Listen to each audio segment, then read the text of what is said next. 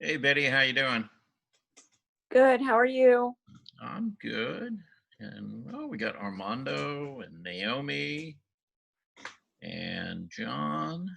Hey, how you guys doing this morning? I'm doing fine. I'm back. Great, You're back. we're back. Doctor, last week was the second anniversary of my heart surgery, so they had to check everything again. Oh, okay. How's it doing? Well, he said I'm not dying yet, so Well, that's good. So you might hang in here for the rest of the class? oh yeah. Okay. Good. Wouldn't want to see you go anywhere anytime soon. So So tell me what happened last week. Did everybody behave? everybody but Lawrence. How was Labor Day cooking out? Well, I didn't cook out. No. I did not. I did not cook out for Labor Day. In fact, I drove to Illinois. Oh my goodness, that's just a long driving. Well, it was. It was actually, it was not all that bad, really. I got there and did what I needed to do, turned around and came back. And so actually on Saturday, well, I left Friday night and I was back Saturday evening. Did you taste the water of the lake? I didn't go that far north. I just went into the very southern tip of Illinois. So, but it's beautiful countryside up there. It really is. It's gorgeous. And it's cool now there. I was driving through an area called the Land Between. And what that means is that it sits in between the Ohio River and the Mississippi River. And that's a really kind of interesting, fascinating area. Just looking at the like geology and It'll be cold in the landscape. winter. You don't want to go there. Okay, well, You're going now in the best season. okay. It You was, need to stay south. I see. Okay. Well, it was pretty. And the corn, lots of cornfields, lots of soybean. But the landscape's really different. It's like in Georgia, you don't really get to see the sky much. You see a lot of trees and stuff, right? Up there, it seems to be more open. The sky seems to be bigger, and you get more like vistas, as you look out, you kind of see further than you can here. It's very different, in feel. Oh, the other thing you don't see up there is you don't see pine trees. They're You don't all see what? pine trees. Oh, Yeah, there are like no pines. There are only hardwoods, like oak tree, walnut, chestnut, stuff like that. Big hardwood. If you wander up a little bit further north to northern Michigan, you'll see a lot of pine trees there. Yeah, But, yeah, probably. Yeah, but southern Illinois, it's all like hardwood forest. It was, like I said, it's a very different feel. When you go out driving around in the countryside, outside the city, in Georgia,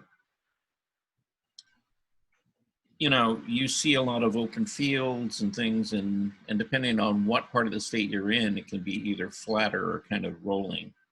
But there, it's like always like constantly kind of rolling hills and fields and things, and then it's all hardwood trees. And like I said, it's for some reason it just seems more open there, and it's like spaces are bigger. And the sky is more dominant in the landscape than it is here for some reason. So, those were just my observations, during the time that I was there. But it's, it was a beautiful drive up, and it was fun, going up there. And I would, I'd go up there again. I'd actually like to go up there and paint, because they're really, it's like the architecture, the barns and things like that, the old farmhouses, the towns. They just have they kind of have a different look and a different feel to them, to me. So, anyway, that's just my take on it. Anyway, we're getting a few people here. We got a whole 11 at this point. Yay! Okay. You guys ready to get started talking about painting today? Mm-hmm. Yeah. Okay. Anybody been doing some painting? I'm trying to paint a path through the woods. So Okay. Is this Bernice? yes. Mm-hmm. Hey, you're Hey. trying to paint a path in the woods, huh? Yeah. Okay. Well, you could always share that with us, a photo or something of it. And I will yeah, we could tell talk. you where I am so far. Yeah. I mean, we could just kind of, it doesn't have to be finished. I mean, we could just kind of talk about it and see, where you want to kind of go with it. What you, what you see in it. And, maybe people could give you some suggestions on, how to get there, different ways of maybe handling it or doing it. That's what we're all here for anyway. So, yeah. So if you want to send me a shot, this afternoon, maybe we'll take a look at it. Okay. Okay. Okay. I'm going to start off with a rather short video, and the guy who you're listening to and watching is a guy by the name of Bert Silverman. And I talked about Bert, and I talked a little bit about his work, and have enormous respect for this guy. He's been around a long time, but just an absolutely amazing artist, and has had an amazing career. But I want you to just kind of watch what he's doing. Now, I think this particular demonstration is in watercolor, and it's it's a portrait, it's a figurative piece that he's doing. Okay. And again, it's real short. It's like maybe 3 minutes or so, but just kind of watch how this sort of transitions. Okay. And it might give you some inspiration and ideas. So.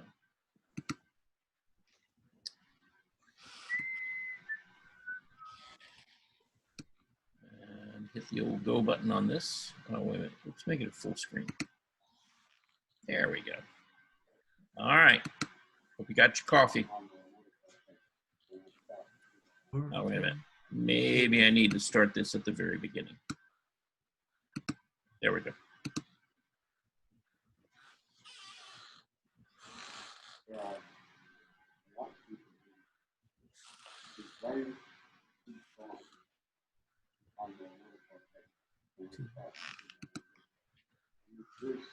A way of conceptualizing the visual issues in the painting and let the painting flow from a different set of constraints, that is, as a painting, not a filled-in drawing.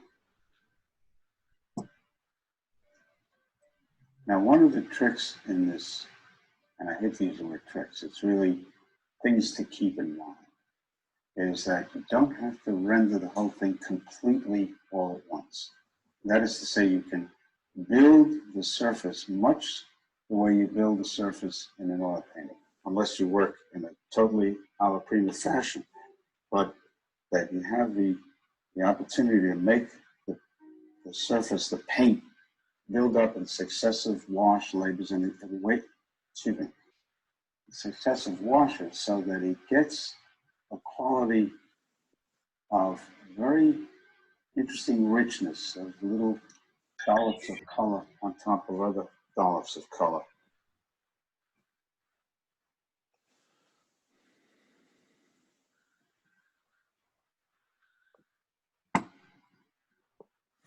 That's terrible. All right, now we have to do some adjustments now to the look of the paint. The paint surface is something that I've become very sensitive to, largely because in watercolor particularly, that's part of the character of the aesthetic. Like, it makes it appealing in many cases.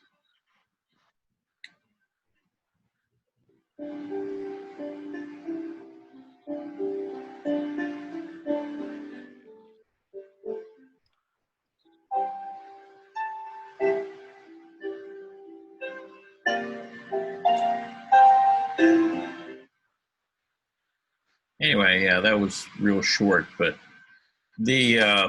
the thing I wanted you to notice about that, well, okay, is he didn't do like a real tight drawing. You know, he was working really loosely, and, you know, he just had some kind of gestural lines and began to develop that drawing a little bit.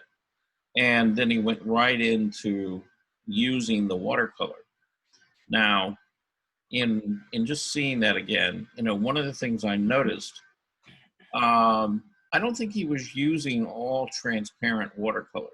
You know, I think he was also using a combination of like watercolor and gouache. Because when he went back in and worked in certain areas, he went over the initial pencil lines that he had down, and they seemed to disappear, you know, to go away. And that tells me that the paint that he laid down was opaque. And so he had to be using either a mixture of putting some kind of white into his color mixture, and or he was using a gouache that was opaque.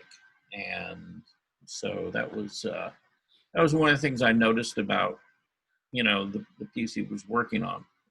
And there are several pieces or samples, you know, that they have on YouTube of his work, and you know, they'd be worth, you know, looking at. Let's go back.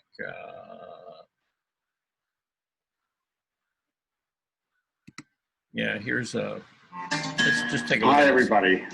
It's me again. I wanted to do something this time that I think will be of interest because it's a slightly different kind of conceptualization. It's a young person. It's someone for whom the portrait painter or just the figure painter might have problems, because the features on this young woman are, in fact, much more difficult to design and draw and paint than in a more mature face. Now, this is set up immediately for me is something that I found very important in setting the pose initially, is to get something of the character of a young girl, 13 years old, slumped in a chair. Now, the issue for me is the top of this chair, whether I want to put that in or not. But I'm going to decide that by deciding first the distance between the top of her head and the canvas top, whether that works. And also because I want to get that flow of scarf in. And that will then be determined where I put her head in relation to, and the scale of it. I want to put in certain kinds of notes right away that will affect the color of her face, because those are contingent colors and contingent values. So I'm going to go to that right away, keeping this form very, very delicate. At least hopefully so. We want to get into the sergeant-esque, something is wrong with the nose kind of thing, right? We don't want to do that. Thank you, and I hope to see you all again soon. Bye. So that was good old Bert. Hi. There we go. All right. That gives you some idea, as to the kind of work that he does and the look of his work. And you can go back and he has several videos out that, are, I guess these little short videos are sort of like ads for. And you can download those, you can buy them, whatever. They can be a little bit expensive, but if you can find things on YouTube, if you can find some of his demonstrations online, take a little bit of time, go sit and, look at those, because he's got a lot of interesting things to say about being an artist and, working as an artist and, having a career. He's doing that, but he's also, he's got a real kind of open, kind of fluid process, between his drawing, his watercolor work, and his oil. And it doesn't really matter which media he's working in. His work has a consistency. They don't really look radically different from each other. And that's hard to get, as an artist, because it's like for example, myself, when I change media, my watercolors don't look like my oil paintings, and my oil paintings don't look like necessarily my drawings, right? And so it's like with different medias, they sort of take on a different personality. And with Bert, it doesn't really matter what he does. It always has a real consistent feel to it. So he would be a good person for you to, go take a look at, right? On that happy note, okay, I wanted to share with you, I've been working on a painting of my sister, and her name is Karen. She lives down in Columbus, Georgia, and I went down to go see her recently, and that kind of inspired me to start a piece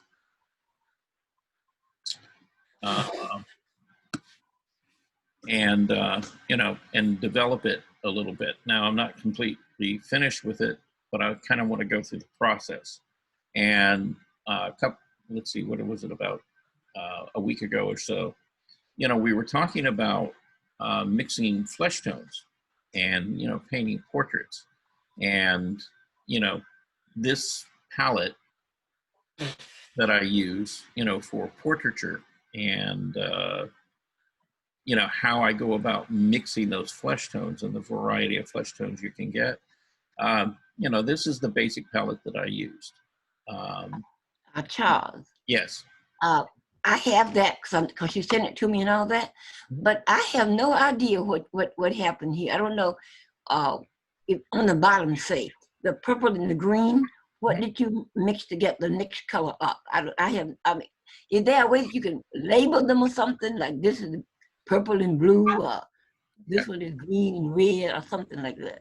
Well, that's what I'm going to explain to you right now. Oh, good. Okay, good. That's why we're looking at this, because I'm going to talk about it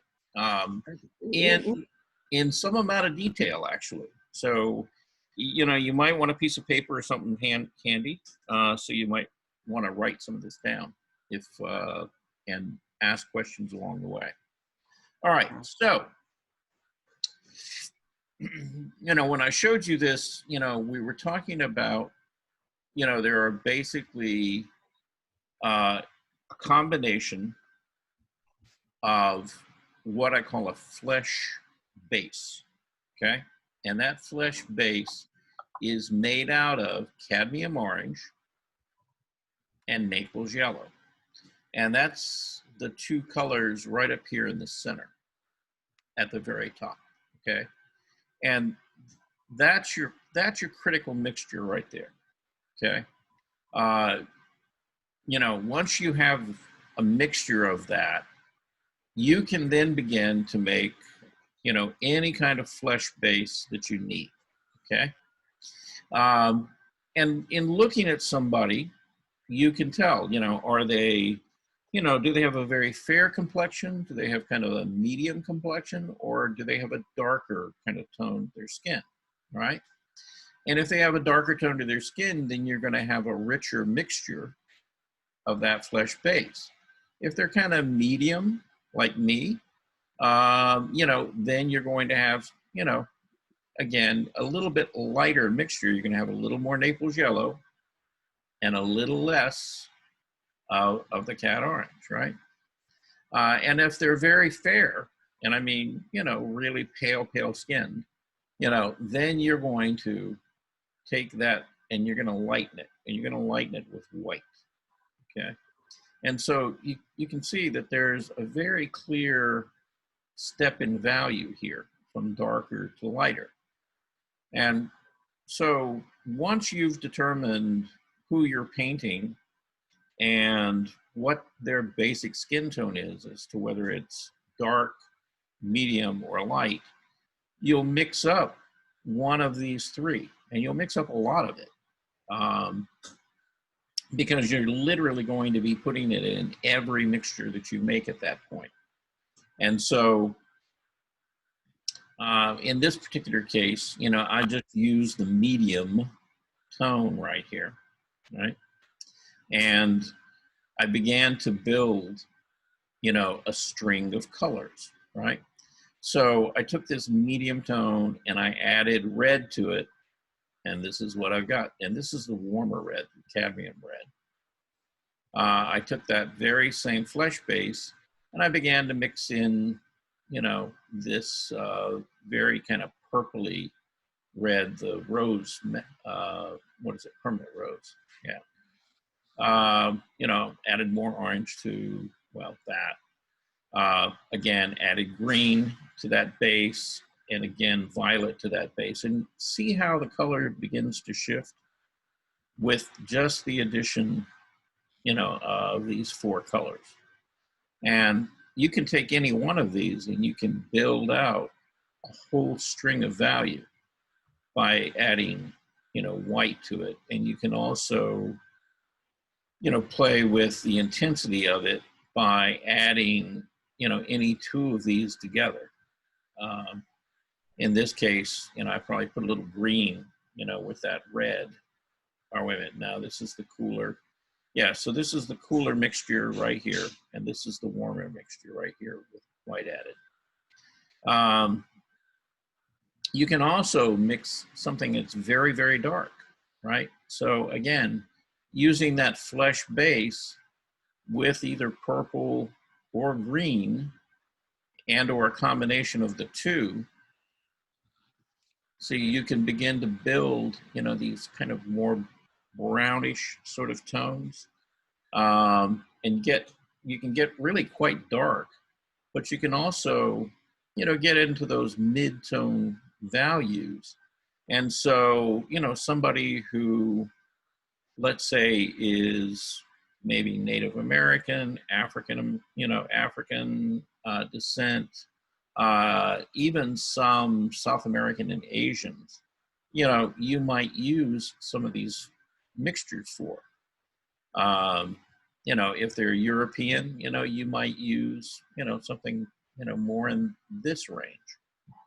And so, again, you know, you can begin to play with, you know, how to make those variations in skin tones and adjust both your value and your temperature and your intensity.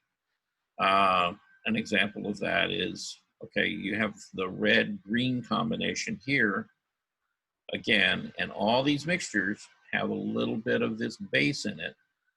And you see, you know, they begin to come, again, depending on how much of each of these you put in, you can make it cooler or you can make it warmer. Okay? And you can, again, build off this string. And, you know, there's only like 4 steps here, but you could build out 15 or 20 steps in value until you get, you know, as light as you need. And or even from here, you can push this and go darker if you need to. This is the green and the violet combination, right? And in looking at this, I probably could have gotten more purple in this one than I put in there. You know, this one is probably okay. You know, this one is okay. But yeah, this one I could have pushed more violet into and gone even further with it. And that probably would have gotten a little grayer if I had done that. On this sample right here, again, it's the green, and instead of the cad red, it's the permanent rose. And again, look at the effect, you know, depending on how much of each of these two colors you had in the mixture. Again, if you had more of the red, it's warmer.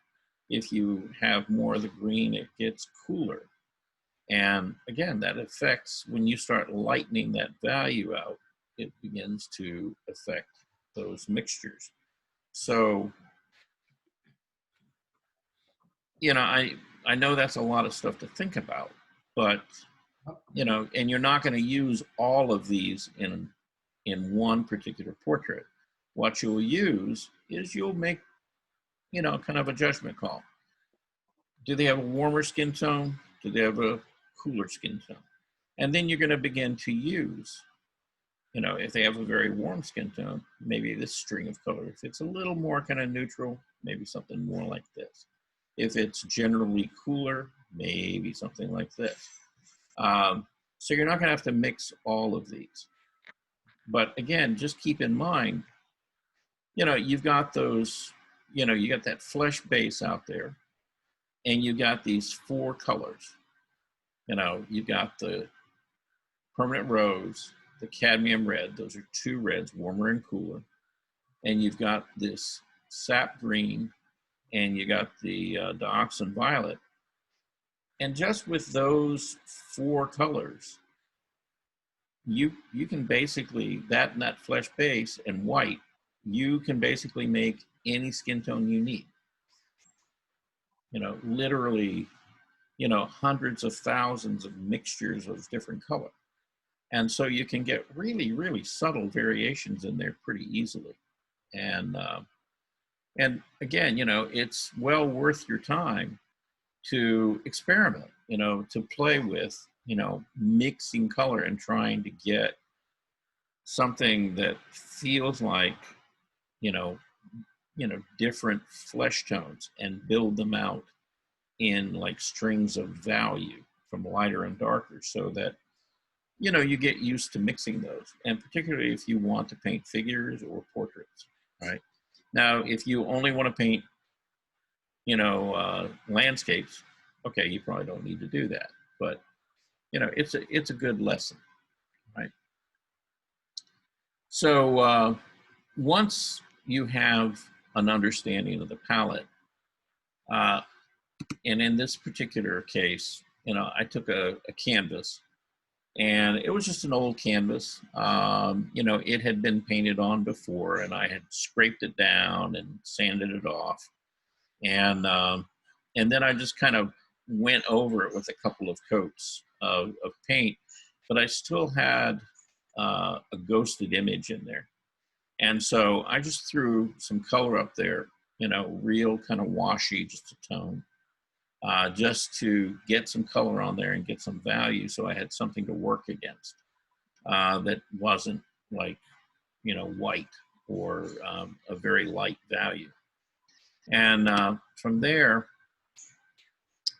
you know, I began to take a brush and a rag and basically just begin to lift out, you know, some of that paint back to the original paint surface, to begin to, you know, just kind of figure out where the face was.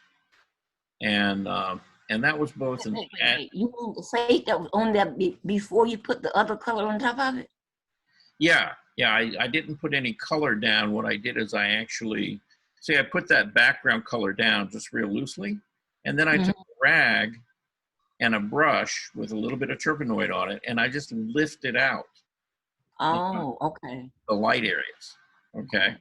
And, I took some of this color mixture and, kind of used it to touch it up.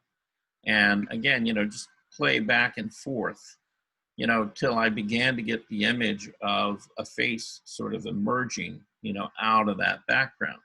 Right. And I got a little ahead of myself before I took a photo. And so I made the next, passage of color, and I ended up putting that down in the shadow in the neck. But the next step is, you see, I started using that red, and I just started laying in, because that red represents some of the darker flesh tones in her skin, right? And so the shadow under the neck, under the nose, a little bit in the eye sockets, definitely in and around the hairline and the ears. And then, of course, she was wearing, this red striped top that I may or may not put in. I'm still figuring that one out. Okay. From there, again, I went back and I made an even darker mixture. So I took that red, threw a little bit of that green into it, and made this brownish sort of tone, and started laying in, those stronger darks, the shape, in and around the hair. Okay. Some of the accents, like under the nose, the eye placement, and then the brows. Anything that I saw, that had like a darker value or darker tone, I put in there, just loosely. Again, I wasn't being real exact about it, just like, I know there's an eye in there somewhere, right? And so, I tried to be somewhat, accurate to what I was seeing with her. The distances from the eyebrows, things like that, are things that I was kind of looking at about where I placed it. But I wasn't really trying to paint an eye. I just, put that dark down there to kind of hold the place of things till I could get back to it and begin to develop it. Moving forward, see, I began to mix in some of those. It's still kind of on the shadow range of value, but it's a little bit warmer, a little more orange or yellow. And I began to lay some of that in. And so, see, with those four mixtures of color so far, you begin to get this sense that there's a head, and it's beginning to get modeled, and it's beginning to have a little bit of form. And again, none of this light here is paint. That's all kind of the original surface of the canvas. So I haven't really gotten into working in the light yet. I'm really just working on sort of the shadow to mid-tone areas of the painting right now. Again, kind of refining it, taking it a little bit further.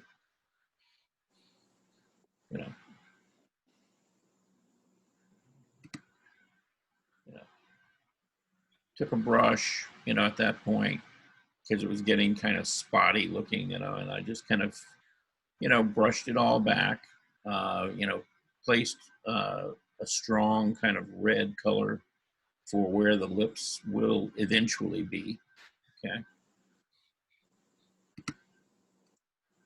Yeah, and kind of softened a little bit more. Got a little more color, into the cheek areas. And again, I'm kind of working inward from the shadow inward. Also went back in, kind of softened that hairline and the jawline a little bit. Let's see. And then I went back in with some stronger darks. And when I did that, I went back in and I did a little more actual drawing, just trying to establish, really where the features were. Did I need to move the eye up or down, left or right? Where's the tear ducts, and do I have enough distance between them? Where's your chin and that shadow, and pushed more dark even into the hair. At that point, also kind of established her shoulders and the angle of that tree. And that's kind of where I left it, for a while. And then from there, what I've done is I've gone back in and I've started layering more and more paint on it. And so that's kind of where I am now. Okay. Now this is not finished. This is still like really, we looked at the first stage. This is really the second stage of the painting out of 4. And so what I have is I've begun to, refine my colors, fill in my transitional values, and, get these big masses and blocks of color, in the painting right now to just, establish, where things are. And so what I'll do from here, as I continue into the third stage of the painting, let me blow this up so you can kind of see, is, I'll begin to work on these transitions, from one value into another, and begin to soften them, because right now you get kind of a real harsh break, between the lighter value and the mid-tone and then into the shadow, right? And you really shouldn't have these hard, distinct, breaks in color. It should be this kind of smooth transition. If I really want to make that cheek feel round, I've got to find those intermediate steps in between. And so the next stage, in this painting will be really me focusing on making those transitions. And as I do that, my expectation is that, her face will begin to soften a bit. And it won't look quite as harsh as it does right now. And that's a good thing, because, she really doesn't have, a harsh face. She's getting a little older, we have the smile lines, we have the wrinkles around her eyes, we've got, a little bit of the extra chin thing going on, both of us. And a lot of people, when they, I posted this on Facebook, and a lot of comments that I'm getting back are, wow, she looks a lot like you. I couldn't imagine why, we are related. But yeah, I see quite a bit of me in her, and vice versa. So, I still have, like, for example, to bring some of the hairline color and make a transition, into the forehead there. Right now, it's still really pretty, pretty crude, pretty rough. And so again, in developing this painting more, it's, I've started with the big things, and I've begun to work down to the small stuff, right? And so this is the kind of the completion of the second stage. That third stage will begin to take all of the things that I observed and begin to refine them and to kind of finesse them. And, Bert was talking about that a little bit, in the demo we just saw. And he was talking about the paint surface and how important the paint surface is to him. Because I think for a lot of artists, painters, it's one thing to step back and see the overall image. But as a painter, the interesting things, for us is really seeing, how colors lay next to each other, and the surface and the paint stroke, and, how the paint looks on the surface. Is it an interesting surface to look at? when you start really examining it, or is it just this sort of monotonous, boring kind of, continuous field of color? And for painters, well, I know I myself, it's like, I like to kind of see how the paint was laid down and how it was mixed, and little bits of the colors that I used, in those mixtures, showing up, in those paint strokes. And so the paint will get a lot thicker, as I build up the lights and those transitions. And, hopefully, as I do that, you'll begin to see some of those little hints of, how I went about mixing those colors and how the paint was laid down. Okay. So anybody got any questions about that? Yeah, this is Bob. How big is this piece? I think this is a 12 by 16. Okay. Yeah, it's not real big. And I think I said this, in the beginning. This is I'm just kind of working out an idea here, right? And this will probably end up being a bigger painting in the end. But right now, again, I'm just kind of working out the idea of trying to get this sense of her kind of thinking back and remembering, her life with her husband, who has now passed away. She's a widower now. And, so there was a bit of sentimentality to the story behind this. And I wanted to try to capture that in her, just in this study. And so that's kind of what I'm going for. You can tell that she's in thought Yeah, by you can. expression. Yeah, I'm kind of hoping, it looks a little bit, how would I describe it? A little wistful. Yeah. Yes, yeah. She is, she's kind of thinking back, when he was here, and, and Happy they're times. yeah, they're Happy like, times. Hmm. yeah, I don't want to make it kind of I don't want to make it a depressing sort of feeling.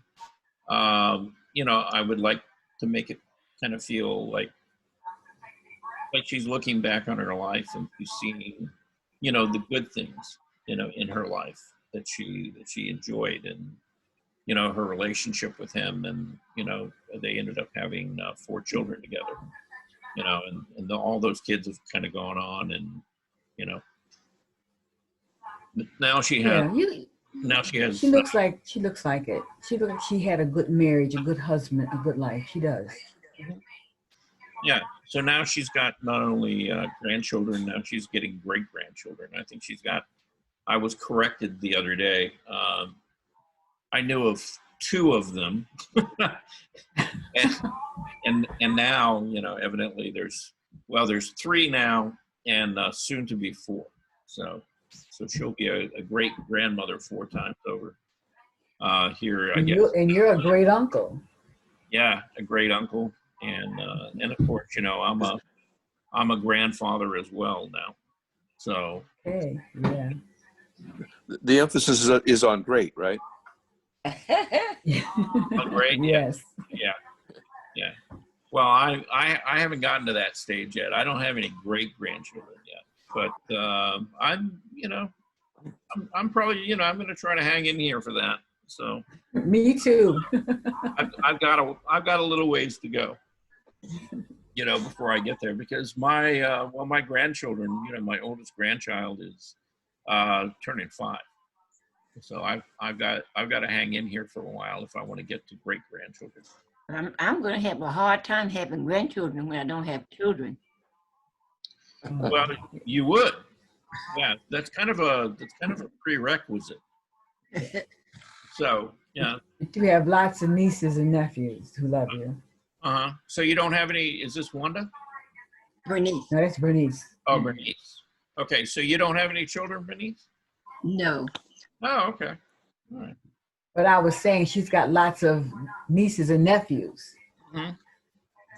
Okay. Yeah, I do. Yeah. Yeah, it's, I mean, families are kind of wonderful things.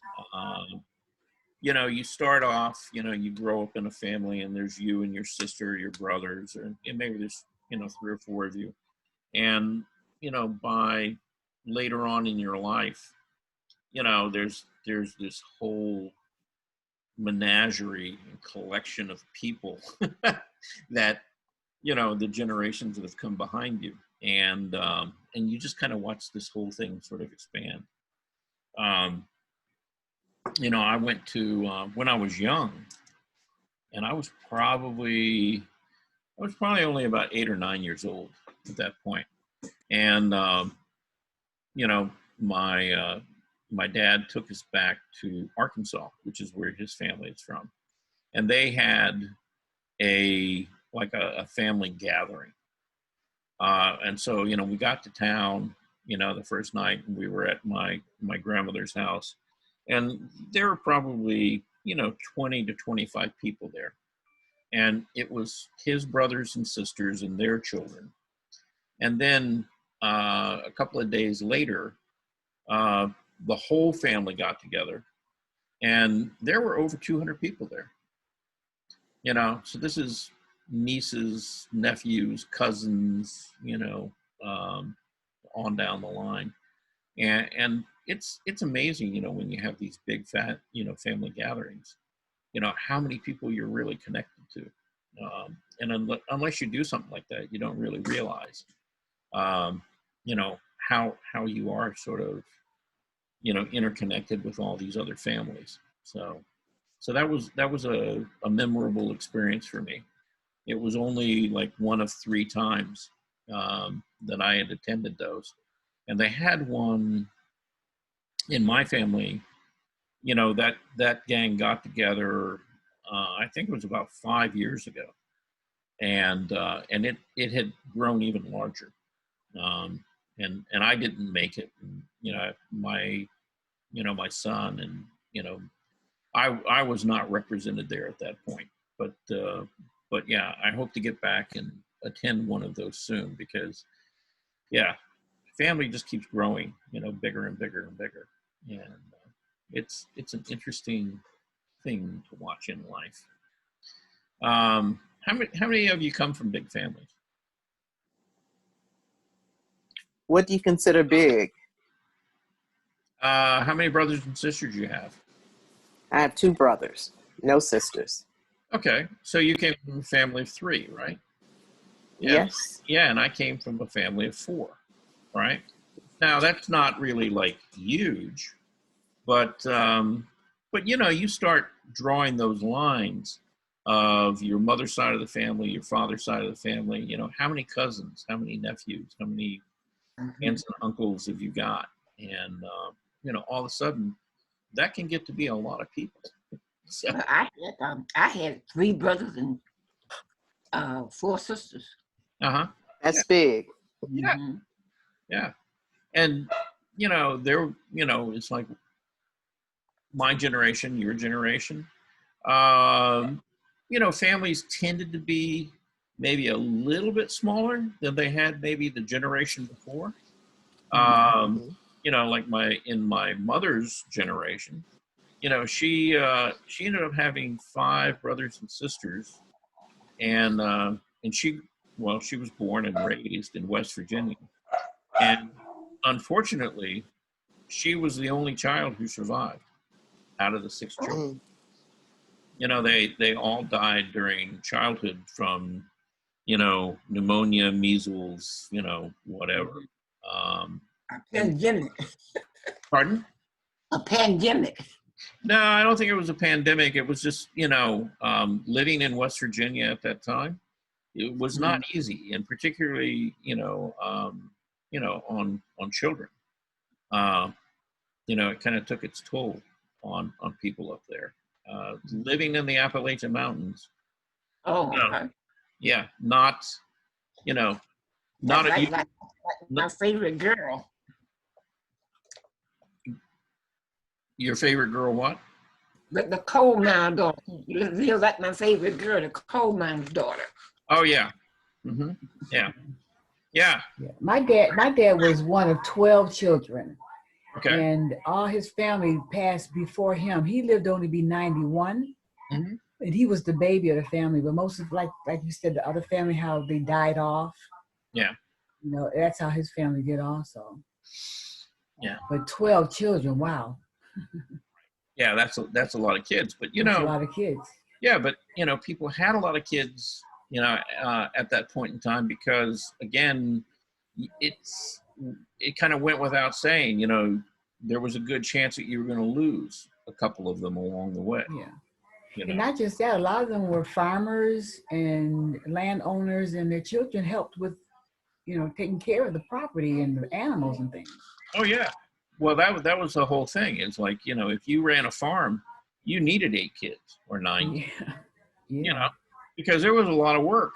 And, rather than having to go out and hire a farmhand to help you plow the fields and bring in the crops and everything else, if you had sons and daughters that could do it, hey, cheap labor force, Absolutely. That's right. And it was within their own self-interest to help do that, because, they were keeping the family alive, they're putting food on the table and, keeping things going.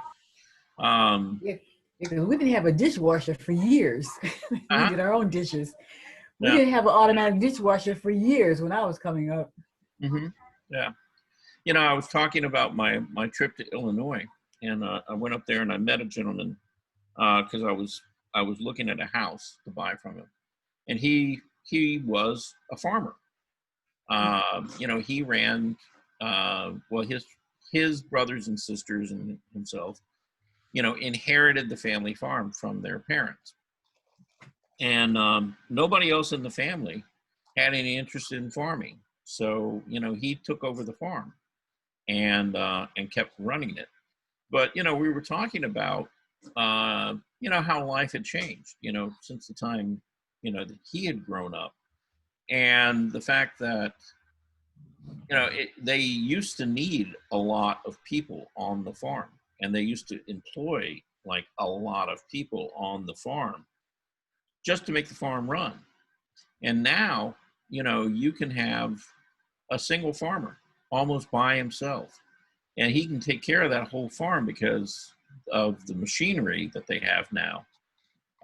Those machines are amazing. They'll do the work of 20 or 30 people, in not only plowing the field, but planting the field and harvesting it, and putting keeping the bugs and stuff away, applying pesticides, things like that.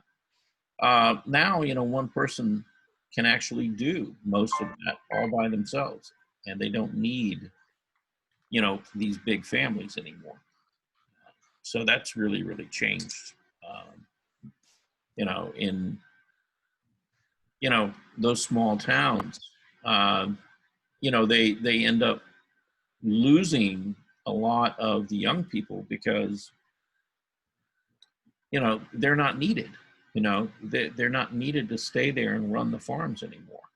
So a lot of them pack up, go get educations, go to college somewhere, and then, ended up living, in the suburbs or the big cities, and raising families and things. So that's, really changing the complexion of the country, quite a bit, and sort of what we're doing, on a, in life. And so less and less people are out there in the middle of the country, and more ended up in the cities. And, it was an interesting conversation with him about that. Kind of enjoyed that. So let's get back on art though. Okay.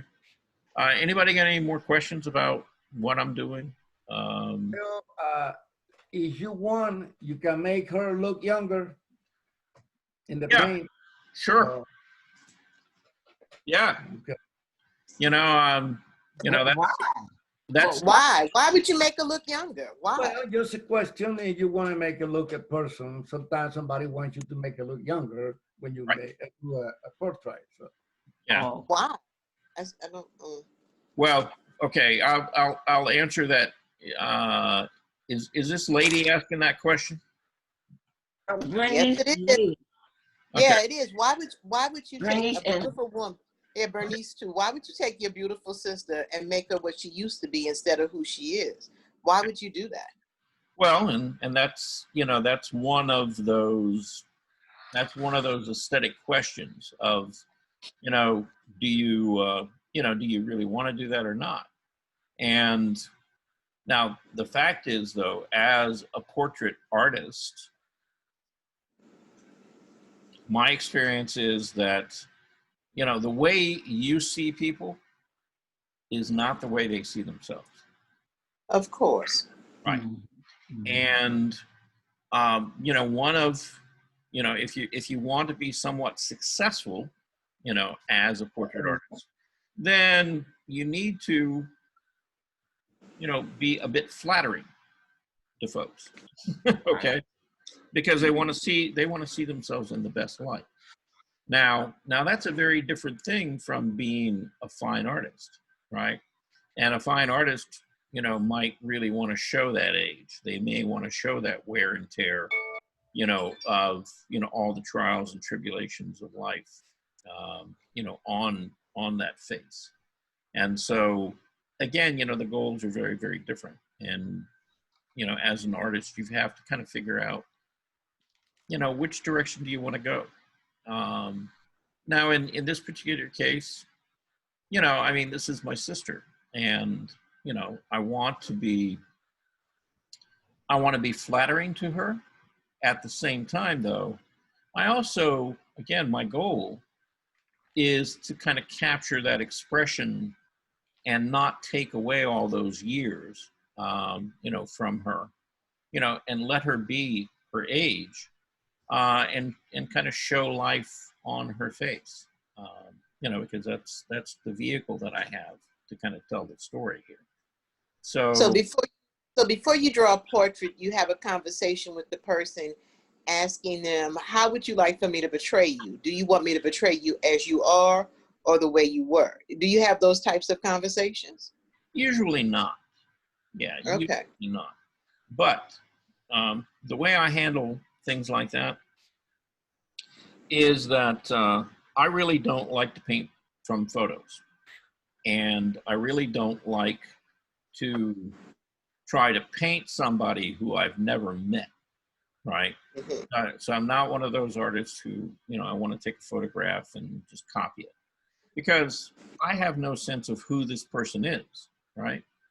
And for me, it's a really important part of the process to sit down, and generally I'll do at least 3 to 4 sittings with anybody that I paint. And what that does is that gives me the opportunity to begin to find out a little bit about who they are. What kind of personality do they have? And as I begin to learn who they are, that begins to sort of influence how I paint them.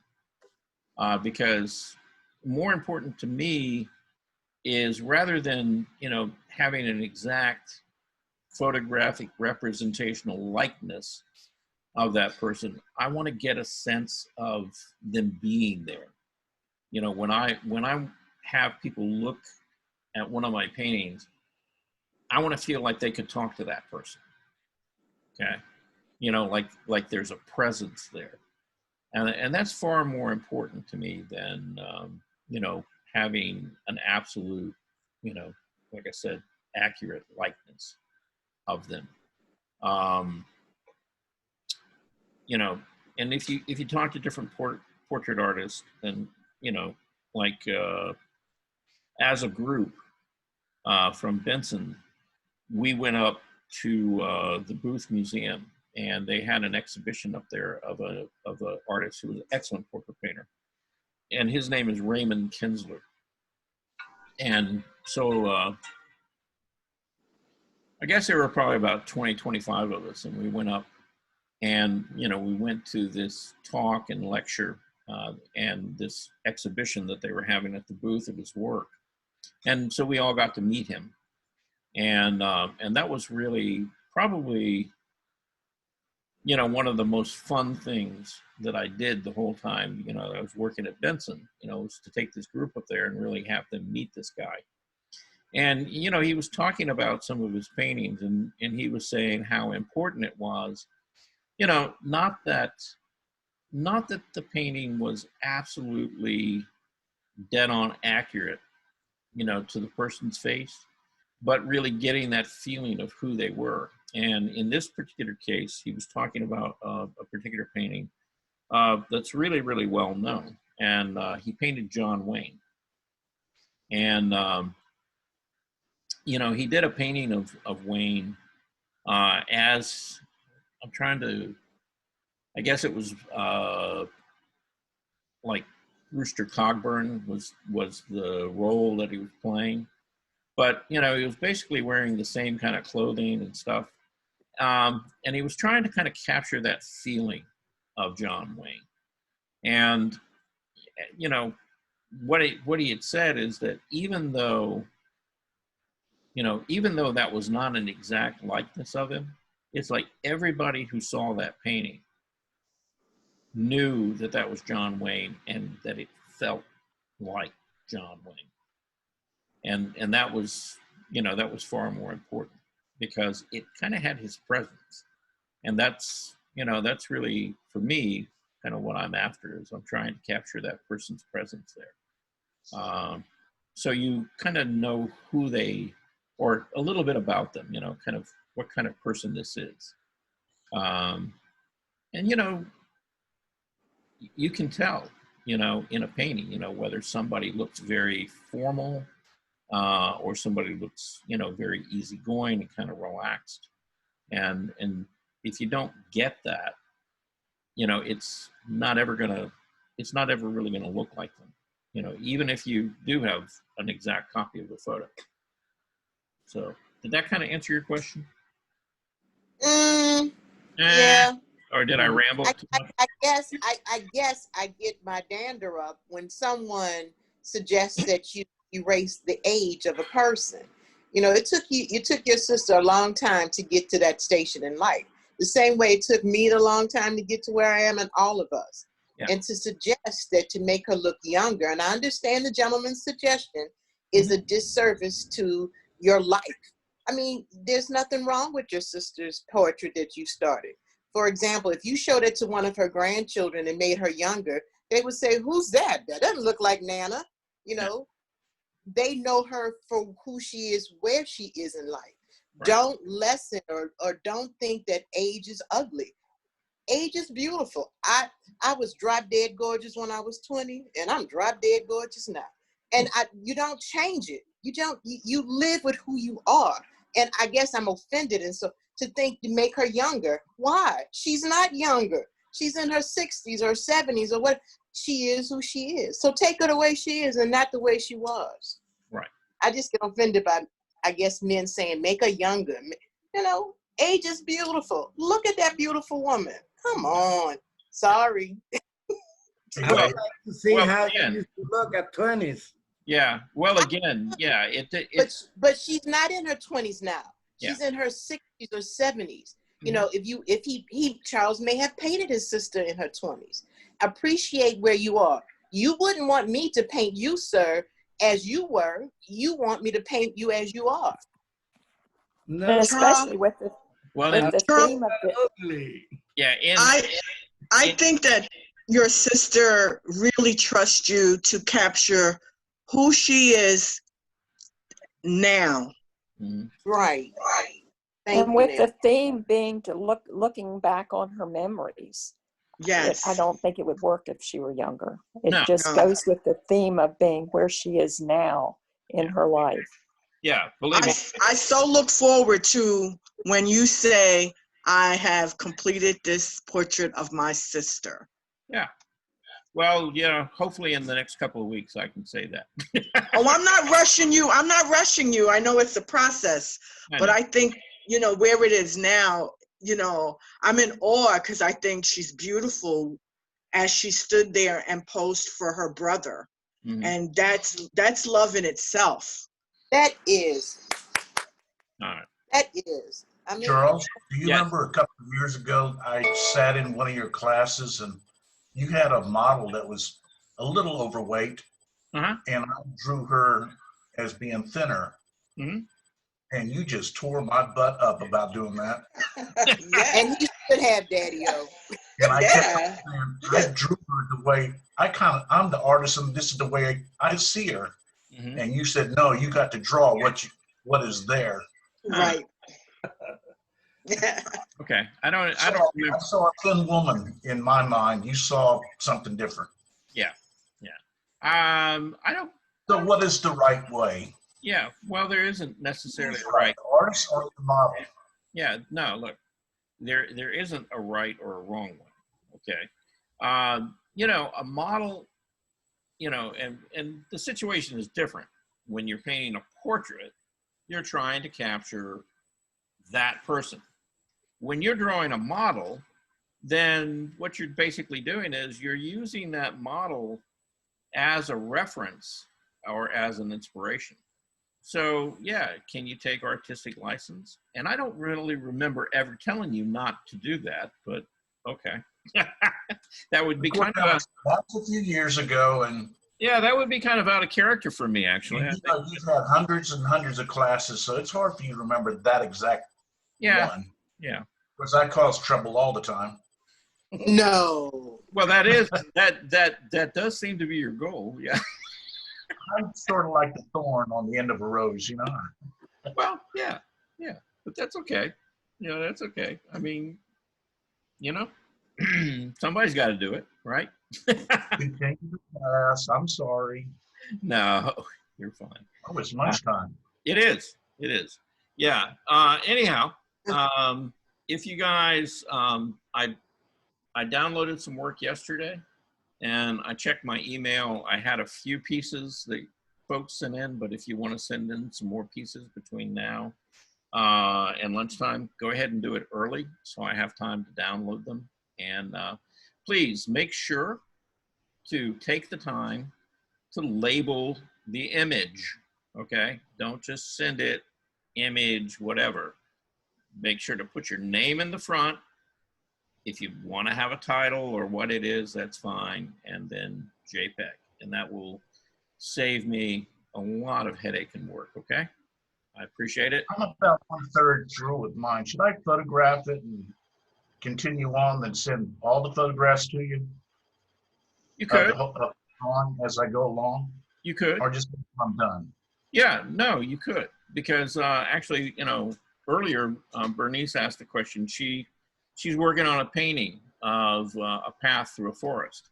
And, you know, so I think she was kind of asking, you know, well, you know, I'd like some ideas on what to do. And so I told her, I said, go ahead and photograph it as it is now, send it in, and see, that's what this is all about. See, we can all sit here and different people can look at it and different people will see different things. And so, you know, again, that gives her some feedback and maybe some ideas about where she might want to go with that or how she might want to solve, you know, some of the problems that she's having with it. Okay?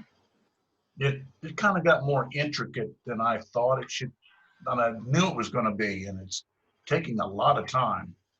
Well, okay. You know, it's not a race, so. So it might be ready, you know, about a month from now. Well, that's fine. You know, again, I think we have the time, so, okay? At Anyhow. our age, you'll never know. Yeah. This is Beverly. I do have a question. When you're doing eyes, Yeah. how do you know where to put that white dot on the pupil? Well, depending on depending on where the light is coming from, okay, you know, I mean, and you'll see it, you know, you'll see it as you look at them, you know, where is that highlight? And normally, okay, in the eye, there's not just one highlight. There's usually 2 or 3. And one's going to be brighter and more dominant, and the other is going to be, you know, more subservient, okay, or a little less. And so, you know, that's, again, something you just have to kind of spend time really looking at. And in this case, you know, with the light coming in mainly, you know, from the right-hand side of the canvas and things, you know, I caught a little bit of light on just the upper part of the right side of her eye. And the way you lay those down also is you try to give the idea that it's moving around that round shape rather than just a round dot. Okay? Okay. Does that Yeah, answer your question? All right. Yeah, sometimes I'll put the dot in and the person will look cross-eyed.